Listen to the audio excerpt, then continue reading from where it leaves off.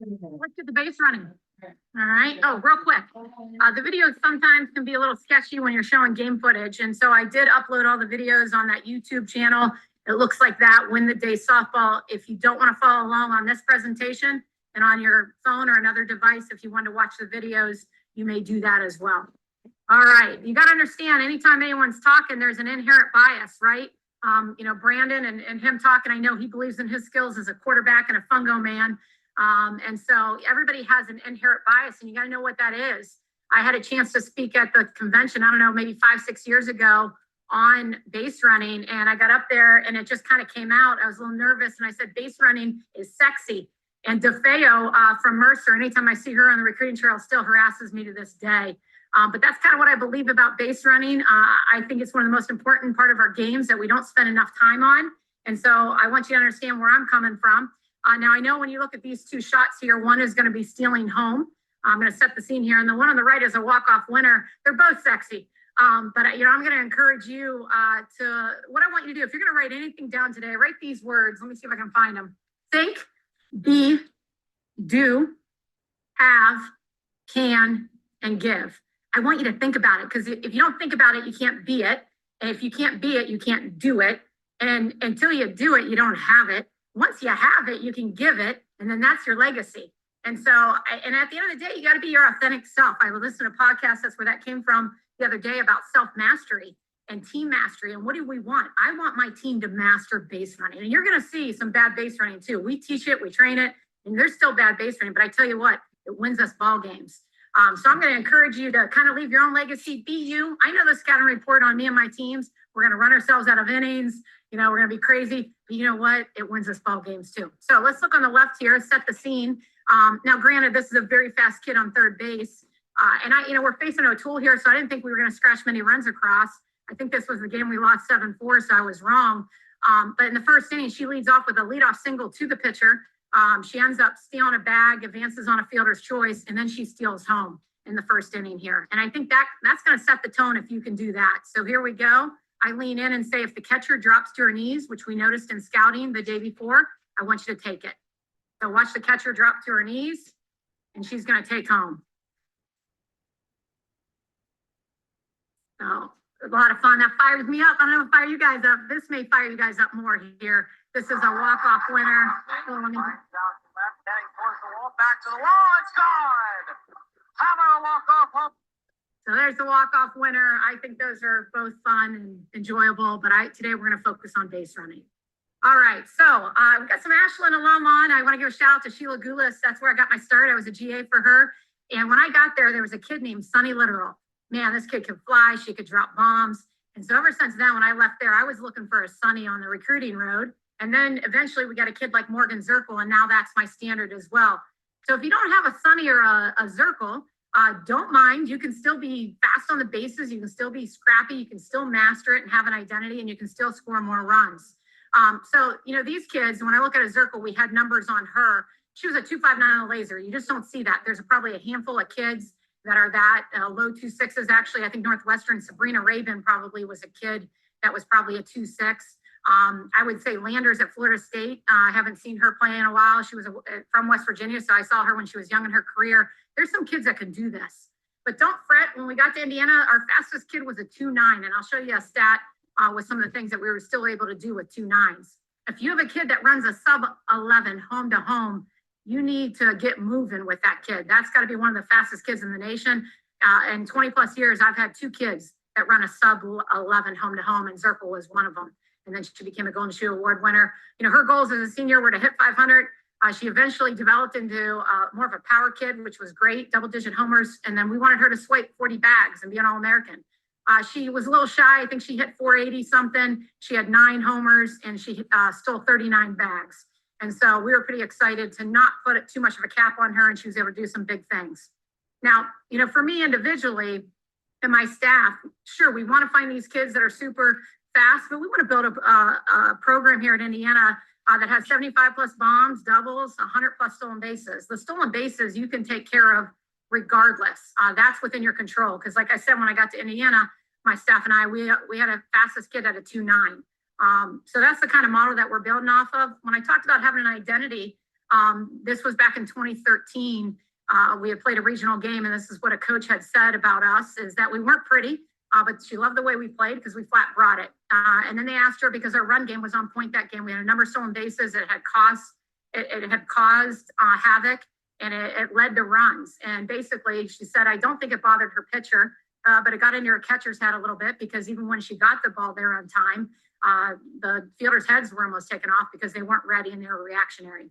Now you flash forward to Indiana, and this is a quote from another coach that we played last year that was really a marquee win for us that helped us kind of get into the top 25.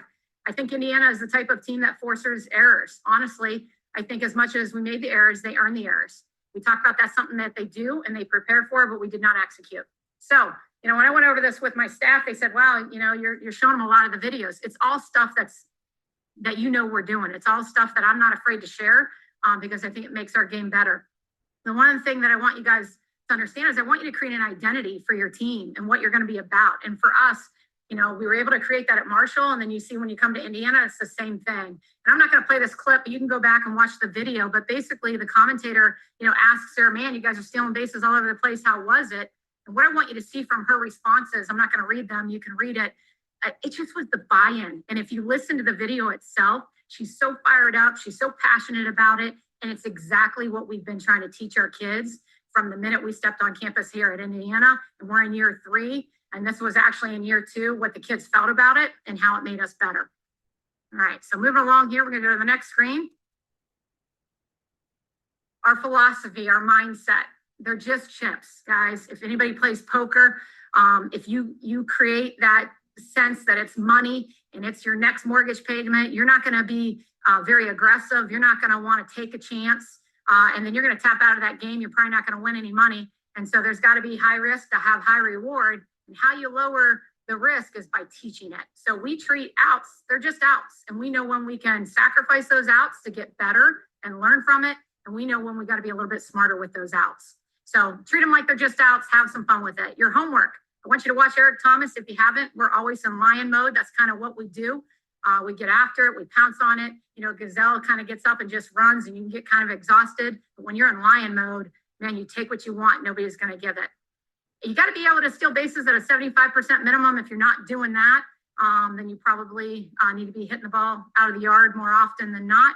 How many ways to score from third base? I want you to think in your head right now, how many ways you think there are to score from third? Anybody has any idea? There's over 20 ways. Tell me that's not awesome, to score from third base. And so our whole mindset, our whole philosophy is how can we get to third base, right? And so we're stretching that single. We're going first to third on any ball in the outfield. We're going to take any ball in the dirt and we're going to get after it. And so that's kind of our premise, is we want the next 60 feet, but we want to get to third base so we can now squeeze, safety squeeze, angle down, whatever it is, you have a much better shot at scoring. I'm going to take a breath there and honor the pause. How we doing, Joanna? Everybody, anything in the chat? Do I need to slow down and set the scene? You're good. Okay, all right. I talked about lion mode. You're going to watch that video because it's a great video. Look at those cute little swings on the shoes. When my associate coach, Kendall Fern, found those. She's a shopping person in the fashion police, and she found those when we were at Marshall. And we first presented them to the team. They kind of thought, I don't know about those. And what was super cool is, we kind of say, stack them fly, stack them high, let them fly. You want to get multiple ones, right? You want to get up to the gold one. And I think if you get to the gold one, you're going to have a shot at maybe being a Golden Shoe Award winner. But what we do is, since we celebrate it, we had kids at practice that didn't play in games that said, hey, if I get stolen bases in practice and get to those levels, can I get the wings? And now we got pitchers at Indiana that are saying, hey, if I get X amount of strikeouts, I want fire wings. And so now we've implemented that. We haven't come up with an RBI one yet. I think we're just doing grips on bats right now. But I think the important thing is we're motivated by what we measure. And so you got to start celebrating those things. So again, I want you to think about what you're celebrating about base running, what you could do a better job with it, and enjoy some little wings or something along those lines. So here's a little chart just to show you guys. The green years were the years at Marshall. Obviously, we were stealing bases at an 80% clip most of the time. And I don't know if anybody saw the D1 stat yesterday by 643 charts. It was cool. I had a former player of mine text me and say, hey, for your presentation tomorrow, more proof that it's worth it. It's worth taking the risk. And so I thought that was pretty cool because you want buy-in from your athletes. And I think that was awesome to see. So now when you look at Indiana, that first year, we started 4-19. We were only stealing at a 70% clip. And we were getting out a lot. But if you look in the course of the year, we ended up running bases better the second half of the year, and it translated to runs. Now, the one thing I don't have for you today is I eventually am going to create a chart where we have data that shows when we steal a base or we take the next extra 60 feet, whether it's a bobble in the outfield or any situation, we're gonna go ahead and start plotting that and saying whether or not that was the right move. Because that situation where we stole home at the beginning clip, there were 2 outs. The next kid ended up hitting a double. I guessed wrong. I didn't think she was going to do anything. So sometimes it pays off, sometimes it doesn't, but I want to chart it and for us to know which kids it pays off. So stay tuned. I'll eventually get you that information, but I want you to see here, and we were 70%, 78%. And this year we were on a 0.80 clip. We had stolen 55 of 68 in 2020. So we're getting better because we teach it and we train it, and we're going to be better because of it. And so that's what I encourage you today. This isn't the blueprint to make you successful base runners. This is for you to say, man, can we be better at this component of the game? So that's what I want to encourage you on. It's translated it. We've mastered it. And, I'd say we'd master it as a brown belt. I want to be a black belt at it. There's still tons that I need to learn about it, and I'm going to continue to learn about it. All right, moving on here. I'm going to show you some bad base running. It costs you runs, guys. And so it's important for you to be able to take clips and learn from them. What I want you to watch here is the runner at second. We teach never retreat, and watch her come back to the, oh, here we go. I got you. Let's try this again. And if it's sketchy, somebody just let us know, but just watch the runner here at second, how she goes all the way back to the bag on a double. Now, fortunately, she's going to score anyhow, but we don't do this. Freeze, stop. Where are you going? Don't move. I don't know what they think's back there for them. There's nothing for them there. I told our players once in a practice, it's like a bad relationship. You keep wanting to go back. You leave it behind. Second stays there. We are not going back. So stay on out. You got that, guys? All right. This next clip over here, it's the same hit. And you're going to see the runner at first now. Watch her. We don't teach this. We do not tag from first in like 99% of the situations, okay? There's that rare time where our coach will call her back and tag, but we want to push out there. She should have scored from first. And we don't. And then this runner was stranded. Okay, now watch what she does. She's going to go ahead and get out on the lead on the hit. She's going to freeze, and then she's going to jump. Where are you going? Why is she going back? Oh, no, we got to get it held up. We cost that kid a triple possibly. She owes her some ice cream, and we didn't score the run. Okay, so if it's jumping and you can't see it, you can go back and watch these videos later. But it's important to show your kids this stuff. 2 freshmen on the bases. I guarantee it. Had we gotten further into the 2021-2020 season, they would be better because we show them these things. Couple things. I want to be respectful of our opponents. And so there's some old footage that I'll show you on here. The stuff that's newer. I'm showing things that were just either out on social media or was on the Big Ten Network or a network. So it was kind of tough to be able to pick and choose with that stuff. I want to make sure that I'm respectful there. All right. So here's some older footage I want you to look at on the left here. A great time to take the next 60 feet is after a walk. Watch her. There's a runner at third. I have no idea why they don't want to throw it. But I tell you guys, I could pull up 100 videos of this. And I don't care if we're playing a top 10 team or we're playing somebody with a 250 RPI. This is what happens a lot of times. Or they throw it, we get in a rundown, and we still score. So she just cruised on in and took the next 60 feet. And there's multiple ways to do that. Our runner at third normally will help her out, but it didn't look like there was going to be a situation where she needed to. All right, the one over here, I'm going to set the scene over here. Our base runner does a great job, another Golden Shoe Award winner. She sees the shortstop isn't there in time, late coverage. And so she's just going to go first to third. Why not, right? So here we go. The ball's going to sail to the outfield, and she's going to go first to third. Yeah, shortstop. There we go. And there we are on the third. I mean, if you guys show your athletes this, they can do it. And I think that was the challenge when we first got to Indiana is we didn't have the footage to model or to show it or to have kids in practice that did it. And what's fun is now we're seeing that, and we're going to be better because of it. And we're going to, it's going to help us produce more runs. All right, let's go on to this next one. Another opportunity to take the next 60 feet, stretch the single. All right, so what happens is kids start believing they could do things that they shouldn't be doing. And so what I want you to watch, you may not be able to see it well, this guy in the front here, it's dad in the black shirt. And what you're going to see is he's going to get really excited on the hit because it's down, and then it bounces off the fielder. And then she's going to take two, maybe a little bit nervous because it's like, oh crap, she's going to be out. And then she goes in hard and she's safe. So again, it's any bobble. She's like, I'm taking it. That's what we've been taught. So you're just watching him right now. And he's pretty excited. Go back and watch it if you can. Then he gets all fired up dancing around. All right, the next clip here on that same run, it'll show you from the other angle where the ball is going to be hit and it bounces in front of the right fielder and ricochets off of her shin, 2 feet away from her, and like, bam. But if she has any hesitation, she's out. And that's why we started the season 4-19 that year, because we hesitated and they're like, coach, we can't be safe. Then they start buying into it. Now we're safe. We're in running, scoring position. Good can happen. So that kid was a red. You know, we talk in terms of red, yellow, green. They throw out other things like that kid's a Sprite coach, or, you know, they make up names, which is kind of fun then. And so a red, you know, is a kid that somebody that doesn't have the green light, a little bit slower. You're going to have your different numbers. We got our numbers and I can share those with you another time. We're going the 30,000 foot view. But she had a green heart and green like feistiness and scrappiness. And so I called timeout. I went over to Kendall at first and I said, hey, you know, gosh, we got a yellow on the bench, but a red heart. So, you know, what are we going to do here? Should we pinch around? She's like, nah, I don't trust that kid as much as I trust her. At second, we got to score this run to break the game open. And so we're going to have a little flare to left field. And because of the red-green heart, she's going to go ahead. She's got red speed, but green heart, nice hard slide into the plate. She may look out, but I still framed it. She was safe. And look at her going in hard, safe at home. Now I'm going to show you in the next slide, the yellow-red kid. And this is what happened, guys. In the clip here on the left, you're going to see her, and you're going to see her on the right kind of lie down in her back because she's dead out on the base running mistake. And then don't forget to watch Coach Fern at first base come down here, how fired up she is. The ball comes off the wall. We don't teach going back there, right? And she should score easily. I think she's gone. She comes back, dead meat. Now watch Coach Fern down here. She's pretty fired up. Yeah.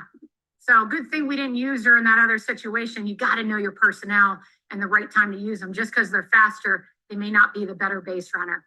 So bad base running costs you runs, low trust and character costs you culture.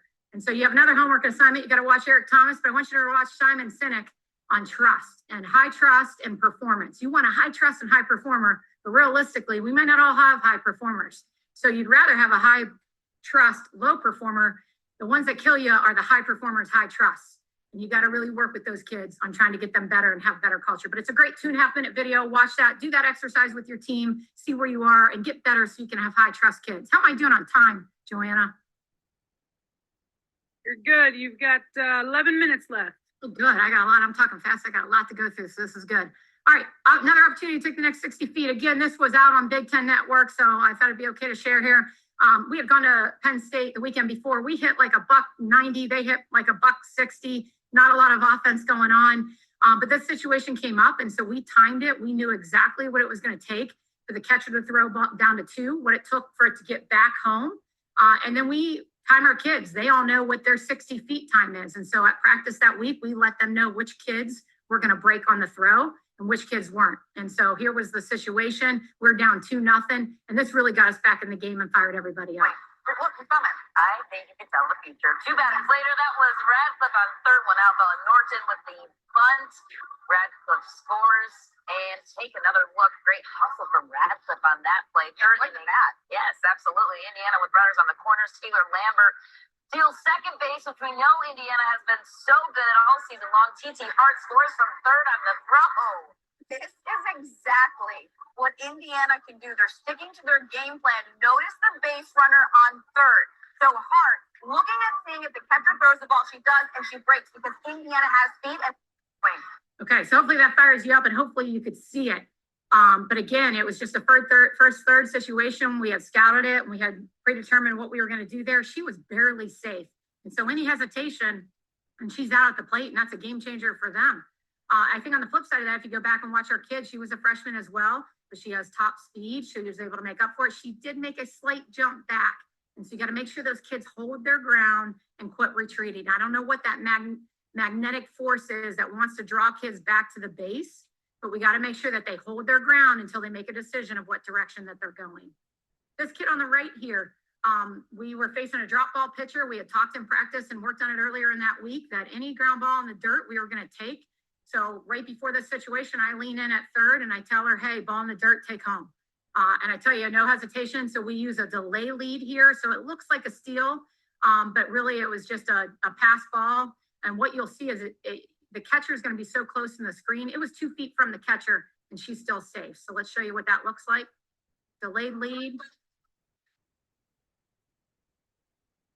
And I don't recommend obviously sliding in, you know, home head first, but obviously our kids are pretty experienced. They know when they can do it. But again, it's not something we teach. But, you know, good aggressive stuff there where there's no hesitation and we're able to exploit runs.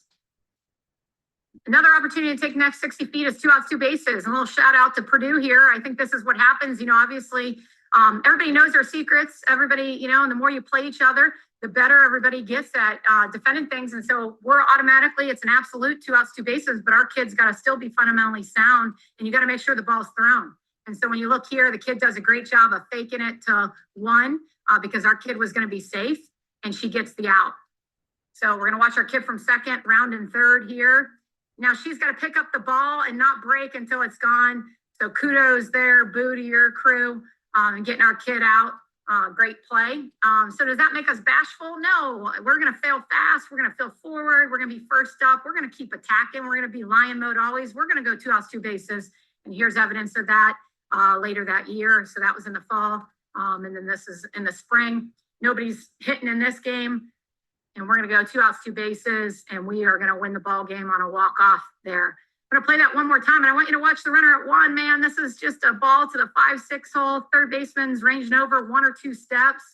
And watch her just go straight down the line, right through. There's no peeling off. And she wins this game for us, you know, even though the runner at second did her job. They both did their job, which was awesome. So I'll play it for you again. And you guys all do it. You've seen it. You've got the film. So again, I'm not trying to tell you, we're not doing anything you guys don't know. I'm just telling you, I want you to think about it. I want you to be about it. I want you to look at your film and I want you to come up with a curriculum for your team if you don't have one. Some older footage here. Another time to take great 60 feet is after a bunt single with a runner at third.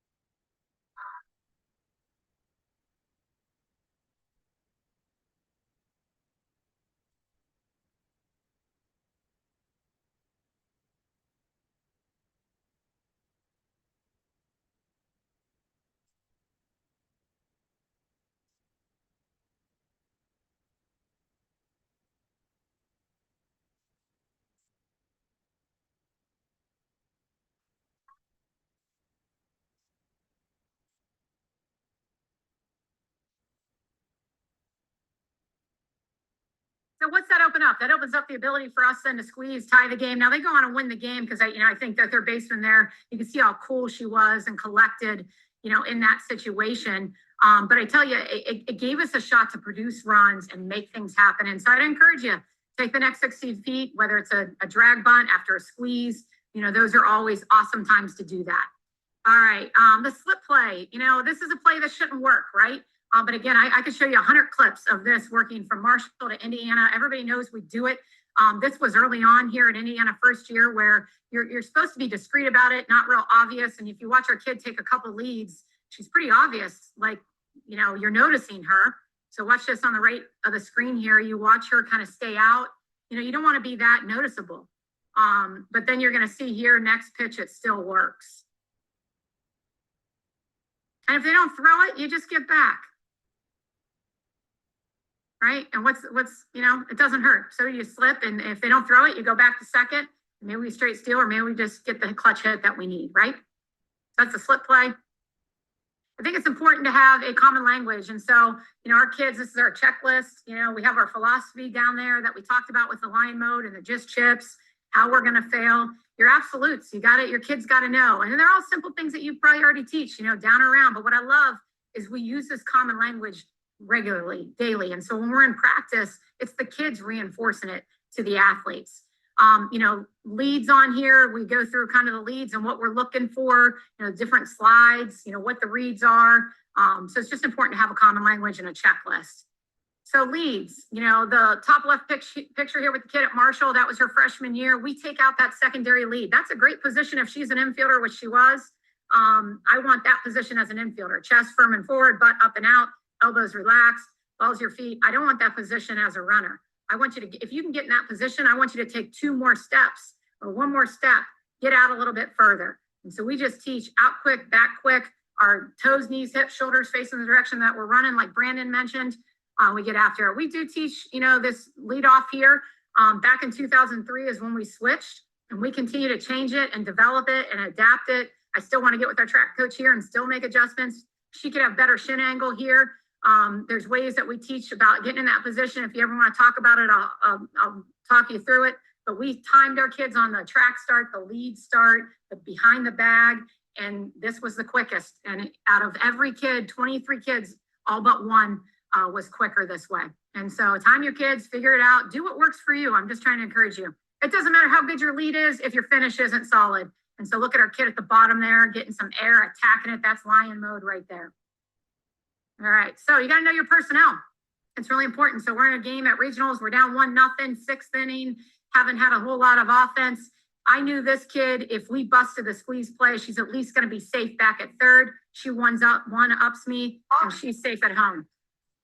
How about Durazio? It's a squeeze, but it's a missed squeeze. Durazio gets hung up, and as soon as that throw is made, she scores easily. That is just great instinct. She realizes she's hung up. She's ready to get in a rundown. But Cawthorn, the freshman, throws the ball to. You got to tell your catchers, look at the feet. The feet don't lie. Our kid never committed to return there. If you look at her feet and not jump the gun, then you're going to be able to be successful and run her back. But that kid, I had confidence, even if they run her back, she's going to stay in it and she's going to make something happen. One of the best base runners we have ever had a chance to coach. That ties it up. We have a chance to win it at the end of the game, and we're able to walk it off. So again, here's another part of our checklist. The first and thirds is what we'll talk about next. And so I have a little chart down there that'll kind of help you guys, as far as if you have a green at first and a green at third, just have fun, do whatever you want. If you have a red, maybe pinch run or do something else. But the chart kind of gives you an idea. So we'll talk a little bit about some of these situations here. I'll show you kind of what a first and third looks like. Even in poor execution, we're able to score a run. So what I want you to watch is we have a good delay on here where the runner at first is supposed to take off like a straight steal. And 3/4 of the way, she's supposed to slow up. And if they give it to you, take it. If they don't, stay in a rundown to give yourself a chance to score here at third. You're going to see that they both executed poorly. Again, this is early on in the year. Fortunately, we scored the run, but we gave up the out and we didn't want to do that. So in the future with her, I would run a bad delay at first. And what that means is I would come off hard, go about halfway, and she's going to sprint and get back and be safe at 1 just to draw the throw and give our speed kid. Now, as that kid gets better at first and we can trust her, we'll go back to a good delay. But we don't want to give up the out just to give up the out. So this is what it looks like. Watch the runner at first, and she does a bad job. Oh, I don't know what that is. We don't teach that, but good moment there. We were able to score just because we had speed. Now watch this again. Our runner at third didn't do her job either. So again, you got to be able to show your kids this. Watch the runner at third this time. She needs to get off bigger and stay right there. If she just stays and doesn't go back, it guarantees that she's safe at home. Okay. On the right, our runner at third was a little bit slow to react, but our runner at first had top speed. So she did a good job on the good delay. A faster shortstop though, she may have committed 1 step too soon, but we're going to go ahead and play this now. And she's able to get back safely and score the run. That was a 1-0 ball game through 7. And so we ended up losing it 2-1 in the bottom of the 7th, but it would have been nice to hold on. And there it goes to show that base running pays off. All right, this one. 1 minute, coach. 1 minute. All right, delay. This is delay off the pitcher. Self-talk. I think it's important for you guys to do that. I'll let you guys look at that on the screen. Here's some varied starts that we like to do, where we just get up and get at the next bag. All right, now here's a drill directory. We use a software that I love. If you want to know any information about it, email me and I can get you some more information. And there's probably a discount as well that can come with it. Motivated by what you measure. I love these charts. I stole the one, I'm not sure from who, maybe Ryan Hunt, but we are now quantifying everything we do and base running the little things. These are great charts. If you want to know how to use those, reach out to me. Get better notes. We're creating just a video library and a game. you know, as far as, hey, this is the inning, the hitter, and then it's a quick reference sheet when we go back. If then, the only thing I'd encourage you, if you don't have a base running curriculum as it is now, your next staff meeting, sit down, talk about where you're going to be better. If you're not currently celebrating the next 60 feet, I want you to see how you're going to start implementing. What is it going to be about? You know, are we going to celebrate stolen bases? Are we going to celebrate balls in the dirt? What are we going to celebrate? If you have a kid that's a sub 11, you start challenging her to be the next Golden Shoe Award winner. If you swiped 80 or less bags this year, I want you to double that next season because it's going to produce more runs. The quote on the right is just something I think right now that we could all do a little bit more of, is just understanding that, you know what, life is maybe a little bit different and hard right now, but I want that next cup of coffee, that next stolen base, that next whatever it is to be the best thing ever. So I appreciate this opportunity, Joanna and Brug and everybody at the NFCA to share. I know I blew through that. There's a lot there. If there's ever anything you want to talk about with the next 60 feet or any part of the game, I'd love to do it. And so Beth, you're up next. Appreciate it.